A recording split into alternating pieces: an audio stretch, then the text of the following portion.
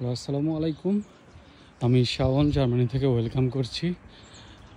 আজকে আমি ভিডিওতে দেখাবো যে বিষয়গুলো, সেটা হলো লিখটেনশাইনের এই সিটির বিল্ডিং স্ট্রাকচার, এখানকার কালচার, পাহাড়, সবুজ বনায়ন থেকে শুরু করে সব কিছু উপভোগ করুন। আর আশা করছি যে এই লিখটেনশাইন আপনাদের ভালো লাগবে। আমি আউটসাইড যে শব্দ বা সাউন্ড আসছে, আমি এটা চাই যে এটা থাক, এটা সহ আপনারা দেখুন, কারণ একটা অথেন্টিসিটি থাকে যেটাতে আমি অন্য কোনো মিউজিক বা কোনো গান ইউজ করব না। শুধু থাকবে একদম অথেন্টিক যেটা বিষয়টা থাকবে এখানে ভিডিওতে যা থাকবে তাই দিব। আমি নিজেও যা ভিডিও শ্যুট করি একবারেই করি, এবং একবারে ওইটা অ্যাজ এ প্রেজেন্টেশন টাইপের ভিডিও আমি করে থাকি, যেটা আমার কাছে মনে হয় যে সবার থেকে আলাদা থাক। সবাই তো এডিট করে, অনেক কিছু করে। আমার ওইটার থেকে আমার মনে হয় যে আমার ভুলগুলোও যদি থাকে সেটাতে আপনাদের কমেন্টসে সেগুলো ইনশাল্লাহ আমি কভার করতে পারবো।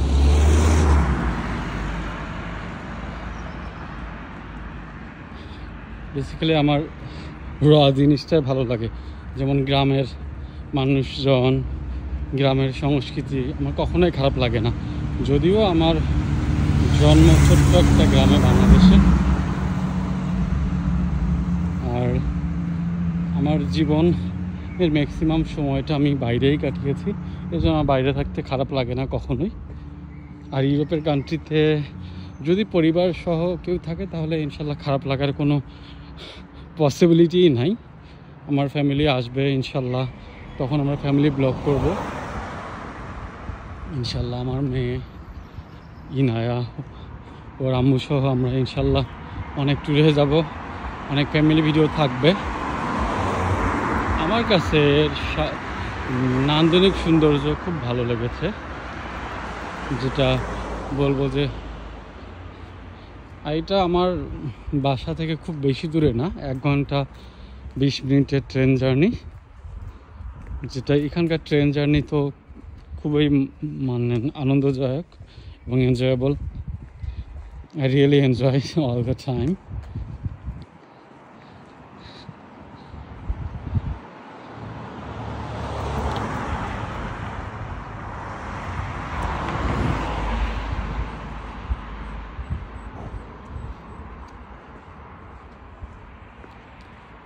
আর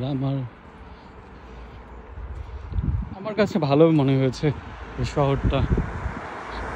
খুব বড় না হলেও এখানকার আর্কিটেকচার, ডিজাইন খারাপ না।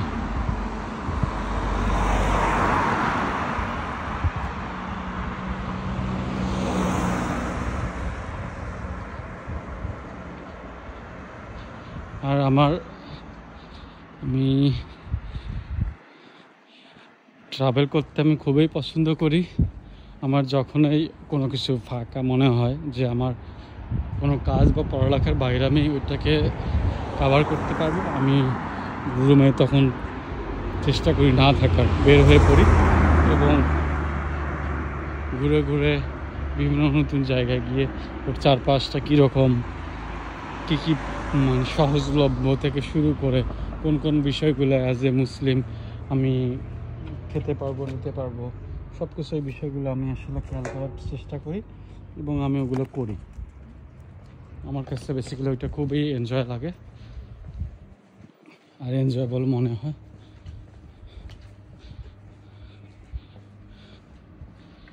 আর গ্রামের মানুষ হিসেবে সবুজ প্রকৃতি দেখলে কার না ভালো লাগে। আমি বলবো না যে শুধু আমি পছন্দ করি, আপনারাও পছন্দ করবেন ইনশাল্লাহ।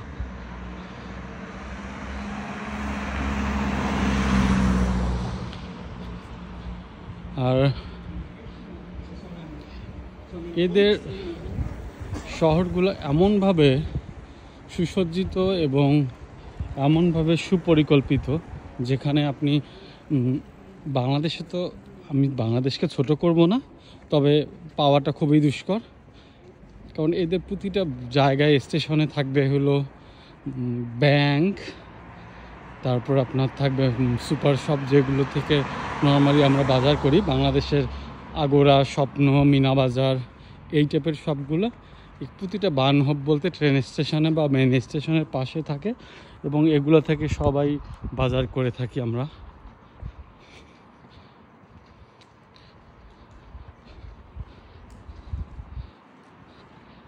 আইকনিক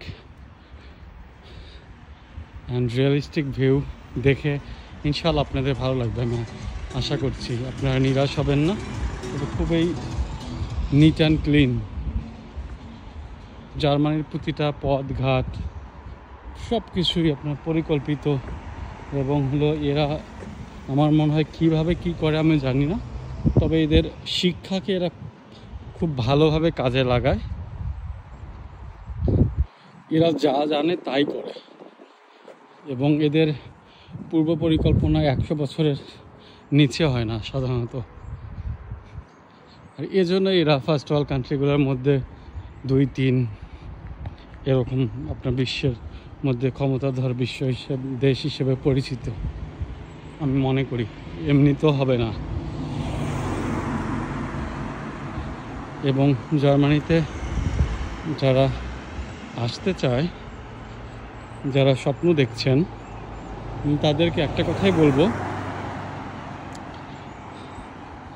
আপনারা পড়ালেখাতে ফোকাস করুন। আপনাদের স্টাডিটাকে কম্পালসারি পার্ট হিসেবে নেন, এবং আপনার টাইম ক্যাজুয়ালটাকে এমনভাবে রিঅ্যারেঞ্জ করেন যে আপনি স্টেপ বাই স্টেপ প্রতিটা জিনিস আপনার সময়ের আগেই আপনি করে ফেলতে পারেন। সময়টাকে খুবই গুরুত্ব দেন, কারণ এখানকার আপনারা তো জানেন এই সব বিষয়গুলো। আপনি পড়ালেখা আগে শেষ করবেন এমনটাও না, পরে শেষ করবেন এমনটাও না। আপনাকে নির্দিষ্ট গাইডলাইনের মধ্য দিয়ে এগোতে হবে, তাহলে ইনশাল্লাহ আপনার সব কিছু পেয়ে যাবেন।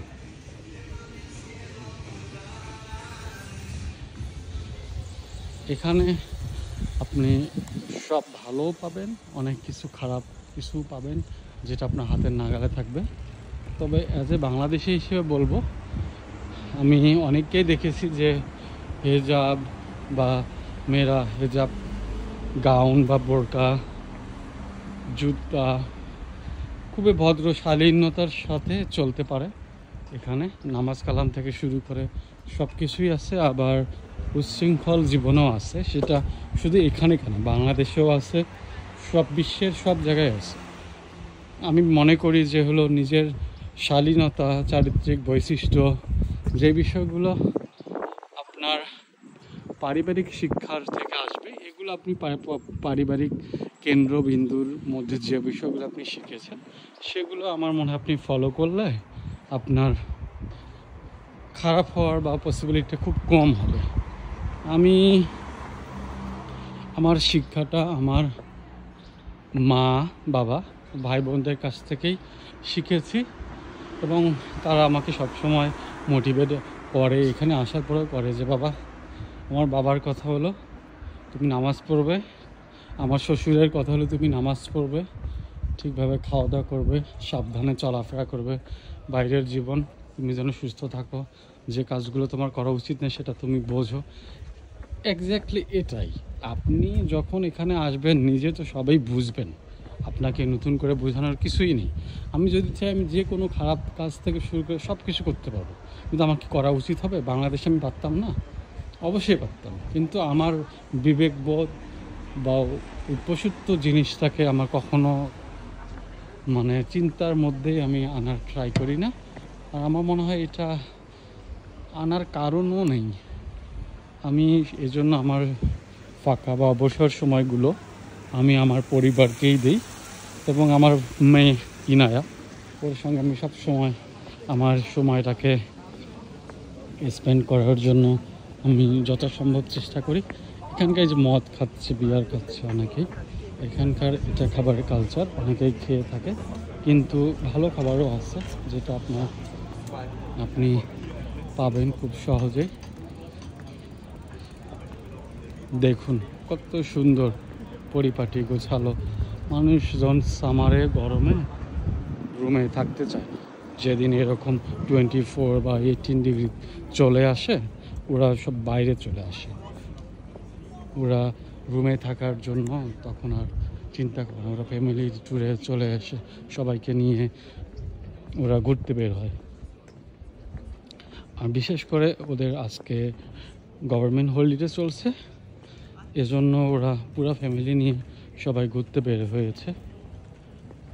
আমার মনে হয় ওরা সময়ের কাজ সময় করে, আর নিজেদেরকে উপভোগ করবার জন্য যে বিষয়গুলো ওরা ফলো করে সেটা হলো পরিবারকে বা গার্লফ্রেন্ড বা বউ ওয়াইফ যাই বলেন, ওরা ওই সময়টা ওইভাবে ওরা সিলেক্ট করে অ্যালোকেট করে রাখে, ওরা ওভাবেই টাইমটা স্পেন্ড করে। আর ওরা খুব বাইরে খাওয়া দাওয়াতকে বেশি প্রাধান্য দেয়, ওরা রান্নাটাকে অত, বিকজ অফ ওদের তো আপনার মানি প্রবলেম বা আমাদের মতো যেমন আমরা বাসা ভাড়া দিচ্ছি, ওদের তো সেগুলো কারণ নেই, যে জন্য ওরা ইচ্ছা করলেই চলে আসতে পারে। ওদের নিজের বাসা আছে। ওরা যারা স্টুডেন্ট থাকে ওরা তখন পড়ালেখার পাশাপাশি টাকা ওরা সরকার ওদেরকে প্রোভাইড করে, ওরা ওই টাকাটাও পেয়ে যায়। তো এই জন্য বলবো যে ওদের লাইফটা অন্যরকম। বাট আমাদের সবসময় খেয়াল রাখা উচিত আমাদের পারিবারিক বৈশিষ্ট্য, আমাদের বাবা মার সংস্কৃতি চলন সব কিছু কীরকম, আমরা সেই বিষয়গুলো আসলে খেয়াল রেখে আমি চলি। ইনশাল্লাহ আমার মেয়েকেও আমরা ওভাবেই তৈরি করব। আমি আমার ওয়াইফকে সবসময় বলি যেন আমার মেয়েকে আমরা খুব ভালোভাবে শিক্ষা দীক্ষা দিতে পারি।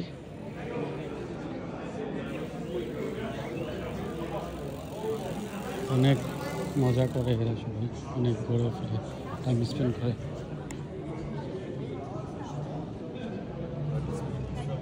আজ সব মার্কেট বন্ধ, বাট খাবার দোকান কিছু কিছু খোলা থাকে যেগুলো এরা বের হয়ে আসে।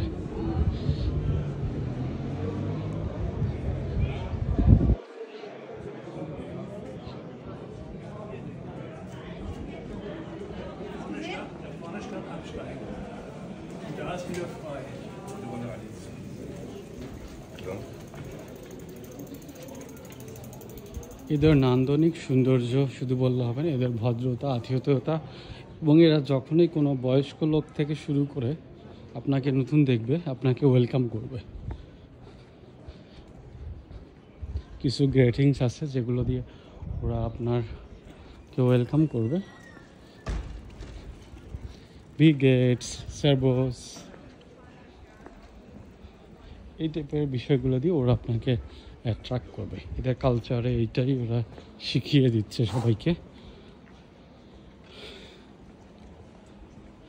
আরেকটা কথা বলবো, আমরা এশিয়ান রিজিয়নে যারা মেন্টালি বড় হয়েছি বা আমাদের জীবনটাকে আমরা অতিবাহিত করেছি, তাদের মধ্যে একটা হিংসা বা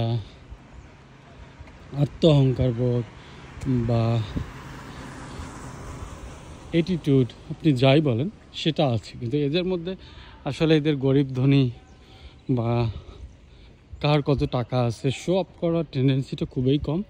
বিকজ অফ এরা আসলে সবাই, এদের গভর্নমেন্ট এমনভাবে সব কিছুতেই অ্যালোকেট করেছে, আপনি স্যালারি মান্থলি পাবেন, যদি আপনি অনেক বেশি পান আপনার ট্যাক্স বেশি আসবে। আর এদের বাসার ট্যাক্স, হেলথ ইন্স্যুরেন্স, গাড়ি, কার সব কিছুর জন্য আলাদা আলাদা করে ওদেরকে পে করতে হয়। বলতে আমরাও যদি থাকি আমাদেরকেও করতে হবে। এটা সবার জন্যই সমান বাধ্যতামূলক। কিছু কিছু বিষয় থাকবে, যেমন আমি হেলথ ইন্স্যুরেন্স দিচ্ছি, রেডিও বিল দিচ্ছি,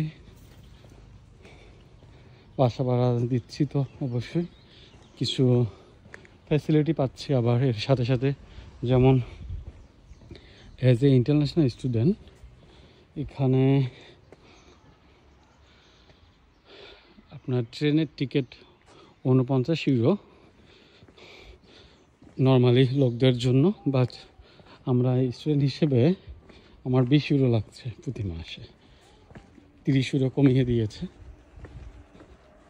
তো অনেক ফ্যাসিলিটি আছে ইন্টারন্যাশনাল স্টুডেন্টের জন্য, চাকরির ব্যবস্থা, part time job, mini job, অনেক কিছুই আপনারা চাইলেই করতে পারবেন।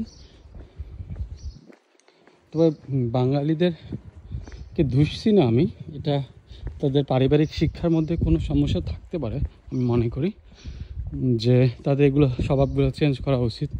এর পিছন লাগা, ওর পিছন লাগা, চোখলামো, চগলখুরি, এগুলো বাদ দিয়ে নিজের মতো করে ভালো থাকার ট্রাই করাটা আমার মনে হয় বেটার হবে। তাদেরকে আমি একটা উপদেশ দিচ্ছি না বা কোনো কিছু সাজেশন করছি না, এটা আসলে যারা বাংলাদেশ থেকে আসবেন তাদের জন্যও এটা কথা থাকবে। আমি নিজেও ওইটা ফলো করবো ইনশাল্লাহ, বিকজ অফ আমি শুধু কাউকে কোনো কিছু শুনিয়ে যাব, আমি নিজে করবো না, সেটা তো হতে পারে না। আর আমার মনে হয় যে আমাদের এই বিষয়টাকে চেঞ্জ মেন্টালিটি নিয়ে এখানে চলে আসে। বাইরে এসেছি আমরা এত ফার্স্ট ওয়ার্ল্ড কান্ট্রিতে, সেখানে তো ন্যারো মেন্টালিটি বা কারো পিছন লেগে থাকা, এর কথাকে লাগানো, একে বিপদে ফেলা, ওকে বিপদে ফেলা, এসব বিষয় তো করা উচিত না। তাহলে আপনার এত পড়ালেখা করে আপনার শিক্ষা যে এটার মূল্যায়নটা থাকলো না। তো আপনি মানুষকে ফেসবুকে স্ট্যাটাস দিবেন, আমি অমুক, আমি এই ডিগ্রি ধরেছি, আমি এত ভালো স্টুডেন্ট, আমি এটা সেটা। আপনি যখন মানুষকে ক্ষতিই করছেন, বিশ্বের জন্য আপনি ক্ষতিকারক, বা দেখা যায় হলো বাংলাদেশিদের জন্য আপনি ক্ষতিকারক, তাহলে আপনার ওই শিক্ষা, ওই মেধা, ওই যোগ্যতা আপনার, আমার মনে হয় পানি দিয়ে ধুইলেও আপনার ওই নোংরা যাবে না। আপনি নোংরা, গোবরে পদ্মফুল ফোটে অনেকে বলে, কিন্তু গোবরে পদ্মফুল তো যদি হয়, সেটার যেন গন্ধ বের না হয় পদ্মের মধ্য থেকে, আমি সেটা বলবো। পদ্মটা যেন পদ্মের মতো হয়, গন্ধসহ পদ্মফুল যেন না হয়। আমার কথা হলো, আমি শিক্ষিত হব, সব দিক থেকে উন্নত হবে, চিন্তা, চেতনা, স্বকীয়তা, নৈতিকতা বোধ, মূল্যবোধ, সামাজিক দায়বদ্ধতা থেকে শুরু করে সব কিছু যখন একটা মানুষের মধ্যে থাকে, তাকেই শিক্ষা বলে। বা শিক্ষিত জাতি হিসেবে মাথা উঁচু করে দাঁড়ানোর যে বাঙালি হিসেবে আমরা নিজেকে দাবি করব, সেটা ইনশাল্লাহ ফুটে উঠবে আমি মনে করি।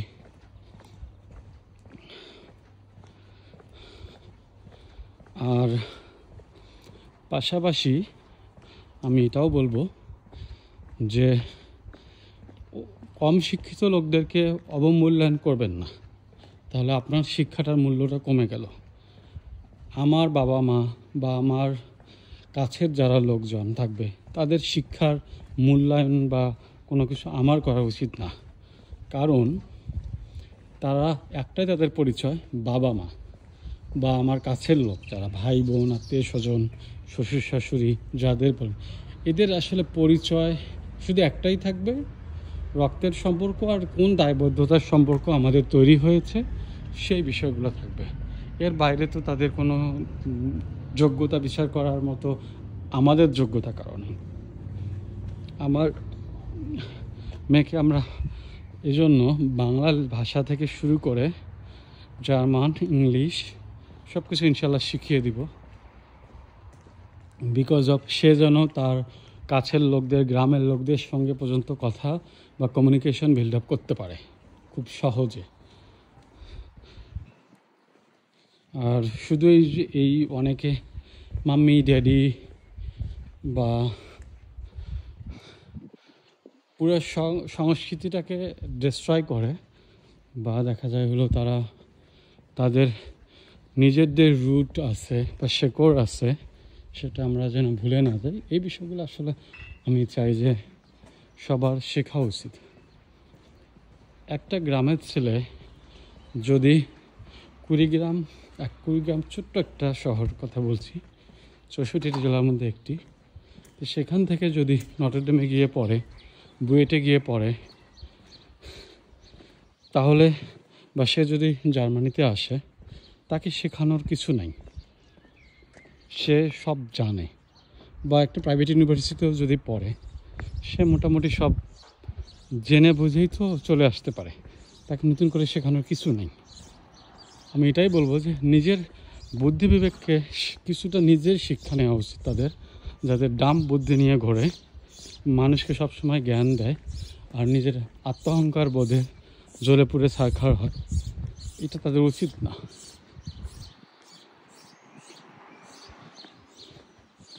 আর আমি এটা কখনো ভাবি না যে আমি সেরা। আমি মনে করি যে আমার অনেক কিছু শেখার আছে, আমি প্রতিনিয়ত শিখছি। আমি সব জানি আমি এটা বলবো না, কারণ শেখার আগ্রহ থেকেই তো জার্মানিতে আমি আসতে পেরেছি। আমি খুব ছোট্ট একটা গ্রাম, ছোট্ট একটা থানা, ছোট্ট একটা শহর, সেখান থেকে আমি জন্ম নিয়ে আমার বেড়ে ওঠা, আমার শিক্ষা, লেখাপড়া, এডুকেশন, সব কিছু আমার ওখান থেকে। আমি তো আমার সেগুলো ভুলে যেতে পারবো না, আর আমি সেটা ভুলতে চাইও না। আমি সবসময় এই জন্য আমার পারিবারিক কেন্দ্রবিন্দুতে সবসময় নিমজ্জিত থাকার ট্রাই করি। আর পাশাপাশি যতটুকু আমি আমার হাতে সময় থাকে, আমি ওইটাকে ইউটিলাইজ করে যা পারি আপনাদের জন্য ইউটিউবে একটু ভিডিও মেক করি, তাতে যেন আপনাদের একটু ভালো লাগে আর জার্মান কালচার সম্পর্কে আপনারা ধারণা হয়। আমি একটা কথাই বলবো, জার্মানরা অনেক বন্ধুসুলভ, আন্তরিকতা সহিত চলাফেরা করতে ভালোবাসে। তাদের ধর্মীয় চিন্তাধারায় কিছুটা চেঞ্জ আছে, এটা তাদের বিষয়। আপনাকে তারা কখনোই কোনো বিষয়ে জোর জবরদস্তি বা আপনি এটা করতে পারবেন না, ওটা করতে পারবেন না, এটা বলবেন না, ওটা করবেন না, এই বিষয়গুলো তারা কখনোই আপনাকে বলবেও না। আর ওই জ্ঞান বুদ্ধি আপনাকে দেওয়ার জন্য তারা কখনো পড়ে থাকবে না, যেটা আমাদের এশিয়ান রিজিয়নের মধ্যে অনেক বেশি। নিজে অনেক কিছুই জানে না, অনেক ভুল করে, সব কিছুতেই শুধু অহংকার, আত্মমর্যাদা, নিজেকে প্রথম স্থানান্তরিত করা, এই বিষয়গুলো তাদের মধ্যে নাই। বিকজ অফ তাদের মানুষকে দেখানোর কোনো প্রয়োজনও নেই, আর তারা দেখাতে আমার মনে হয় না ভালোবাসে। তবে তার পরিপাটি পরিষ্কার পরিচ্ছন্ন সাবলীলভাবে চলার চেষ্টা করে, যেটা আমার খুবই অ্যাট্রাকটিভ ওদের এই বিষয়টা লেগেছে। যা আর ওরা এই সামারে আপনার সব জায়গাতে আপনি দেখবেন, ঘর বাহির উঠান সব জায়গাতে যে ফুল ট্রি প্লান্টেশন, নার্সিং করে সব সময়। এরা খুবই এনভায়রনমেন্ট ফ্রেন্ডলি, এবং এরা পরিবেশের স্বার্থে এরা যদি কোনো ব্যাঘাত ঘটে নিজের ইন্ডাস্ট্রি বাড়ি পর্যন্ত এরা রেখে দিয়ে চলে যাবে। এতটাই পরিবেশ সচেতন, এবং এদের শুধু এই বিষয় না, এরা সব বিষয়ে সচেতন। শুধু খাবারের কালচারিক আমাদের এশিয়ানদের খাবারটা, এদের খাবারটা একটু আলাদা। তাছাড়া আমার মনে হয় যে এরা খুবই পরিচ্ছন্ন জাতি হিসেবে এরা পরিচিত, যেটা আসলে আর কোথাও আমি দেখিনি।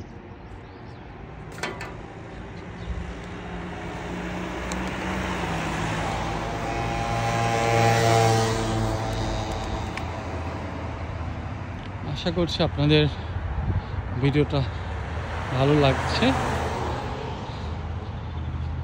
আর কোনো কিছু আপনাদের যদি মনে হয় যে আপনার এই বিষয়গুলো আমার ভিডিও মেক করা উচিত, আপনারা আমাকে সবসময় কমেন্টসে লিখে জানাবেন, যেন আমি ওই বিষয়গুলো নিয়ে আমি পরবর্তীতে ভিডিও তৈরি করতে পারি এবং আমার চ্যানেলে আপনারা দেখতে পান। কারণ আমার শক্তি, তারপর আত্মমর্যাদা আপনাদের উপরেই নির্ভর করবে। আমি বিশ্বাস করি মনে প্রাণে আপনারা অনুপ্রাণিত করবেন। আমি চেষ্টা করব সব ভালো বিষয়গুলোর পাশে থাকা, এবং শিক্ষা বিষয় থেকে শুরু করে ট্রাভেল বিষয়, কিছু শপিং আইটেমও থাকবে, যে বিষয়গুলো আমি আসলে যারা নতুন আসবে তাদের জন্য ওইগুলো ভিডিও থাকবে। হয়তো অনেকে ভাববে যে প্রথম ভিডিওতে আমি হাঁড়ি পাতিল দিয়ে কেন শুরু করেছিলাম, এটা করার তো প্রয়োজন নেই, কিন্তু জার্মানিতে এটার প্রয়োজন আছে। আপনি হুট করে চলে আসবেন বাংলাদেশ থেকে, আপনি এসে তো নিজে অনেক কিছু জানবেন না, আপনি এই বিষয়গুলো বুঝবেন না, কোথায় সহজলভ্য, কোথায় কোন বিষয়টা, সেই বিষয়গুলো আপনি আসলে বুঝতে পারবেন না। এই জন্য আমি আসলে ওই ভিডিওটা আমি তৈরি করেছিলাম, যেটা অনেকে হয়তো ভাববে যে এটার প্রয়োজন আছে বলে তো আমরা দেখছি না। আমি মনে করি যে না, এটা প্রয়োজন আছে। সব কিছুর যে মানে বাস্তবতা আপনারা তো বুঝবেন না।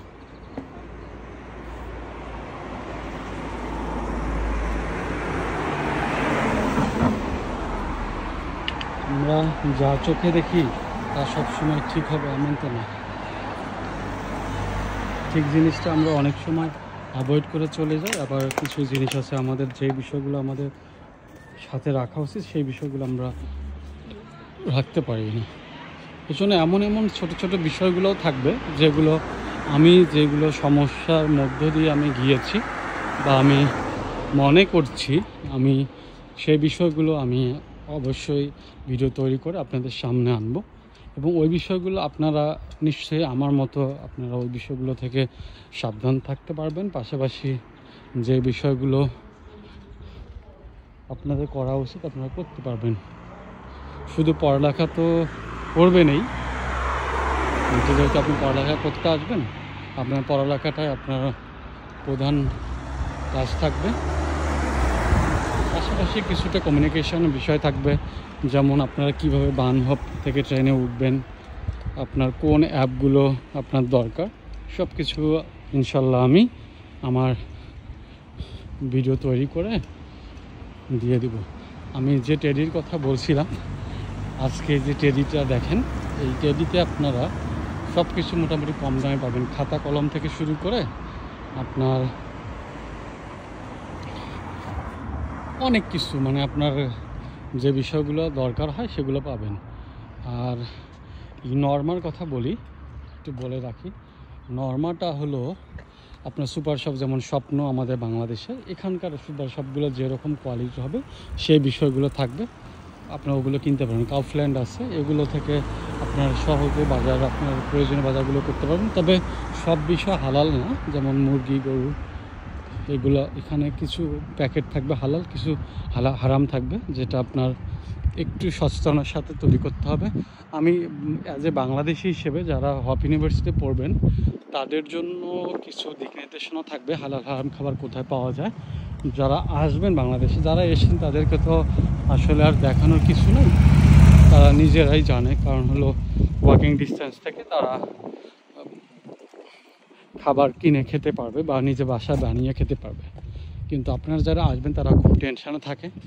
বিশেষ করে আমি আমার জায়গা থেকে বলছি, আমি যখন বাংলাদেশ থেকে এসেছি আমার কি সবসময় মনে হতো এটা হারাম, এটা আমি কীভাবে খাবো, কোথায় হালাল খাবার পাবো। আমি ট্রেনে জার্নি করে গিয়ে হপ থেকেই খাবার কিনে এনেছিলাম, এখনও আনছি। আমি গরুর মাংস, মুরগি, সব কিছু অ্যারাবিস টার্কিশ সব থেকে কিনে খাই, যেগুলো একটু কষ্ট হলেও আমার কাছে মনে হয় যে ভালো কিছু পেতে গেলে আপনাকে কষ্ট করতে হবে। এটা শুধু আমি জার্মানিতে তো এমনি আসতে পারিনি। আর আমি সবাইকে একটা কথাই বলবো, আমার লাইফে অনেক খারাপ সময় আমি পার করেছি, কিন্তু আমি একটা জায়গায় আমি শান্তি পেতাম, যেটা আমার যত কষ্টের মধ্যেই থাক আমি কোরআন শরীফ তিলাওয়াত করি, এবং আমি তাহাজ্জুদে নামাজ পড়তাম বাংলাদেশে থাকে। ওই সময়টা খারাপ সময়টা গিয়েছে যখন, এখন একটু উল্টাপাল্টা হচ্ছে, নামাজ থেকে শুরু করে এখানকার কালচারের কারণে বা আমার নিজের কারণেও আমি টাইম টেবলভাবে ওইটা মেনটেন করতে পারছি না। তবে কোরআন শরীফ আমি প্রতিদিনেই পড়ি, একটা সূরা হলেও, 2টা আয়াত হলেও বারবার ওইটাই আমি রিপিট করি। আপনারা কোরআন পড়বেন, এবং কোরআন পড়লে আপনাদের একটা জিনিস হবে, বুদ্ধি বিবেক আপনার সঠিক পথে থাকবে। আর আপনি যদি আল্লাহর কাছে আপনার কোনো কিছু চাওয়ার থাকে, আমি মনে করি যে তাহাজ্জুদের সালাত আপনি আদায় করতে পারেন।